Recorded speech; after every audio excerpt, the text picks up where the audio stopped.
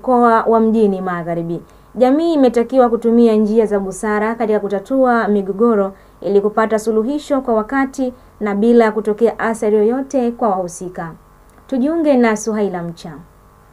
Wito huo umetolewa na Katibu Mkuu wa Taasisi ya Kusuluhisha Migogoro kwa Njia ya Amani PST Zanzibar, ndugu Abdullahi Juma Osman, wakati akizungumza na Sunen TV huko ofisini kwa Mchina, viwanja vya magereza, wilaya ya Magharibi B Unguja. Amesema lengo la kuanzisha kwa taasisi hiyo ni kutatua migogoro kwa njia ya amani ili kuisaidia jamii kuweza kupata usuluhisho kabla ya kufikia katika ngazi za juu. Kwa lengo la taasisi ni kama lilivyo lenye peace, ni kutatua migogoro kwa njia ya amani, peaceful. Kwa hiyo tunatoa wito kwa jamii watumie njia za busara katika kutatua migogoro. Tuna viongozi wa kimila, tuna viongozi wa kidini, tuna viongozi wa kiserikali ngazi za chini, nazungumzia waheshimiwa masheha kule chini. Tuanzie kwenye ngazi hizo za kifamilia, za kidini, za kimila na ngazi za chini za kiserikali, kabla ya kwenda kupeleka mahakamani au kwenda kwenye ngazi nyingine kubwa.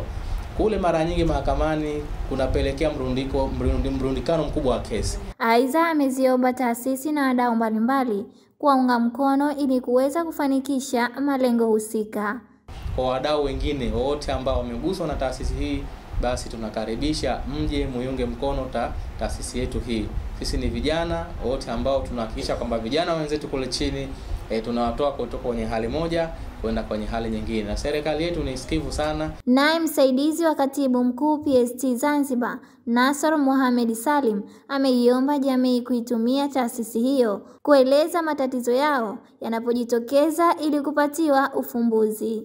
Waje kueleza matatizo yao yote ambayo yanajitokeza, ambayo wanakabiliana nayo, ambayo tuseme kwa njia nyingine tuseme changamoto za matatizo yao ambayo yanajitokeza. Kama vile ambao wale watoto ambao wanamaliza kusoma elimu za lazima wakawa wako hawana la kufanya, tuko pamoja kuwapokea na kuwaelekeza na kuwafahamisha jinsi gani ya kuweza kuendeleza maisha baada ya masomo.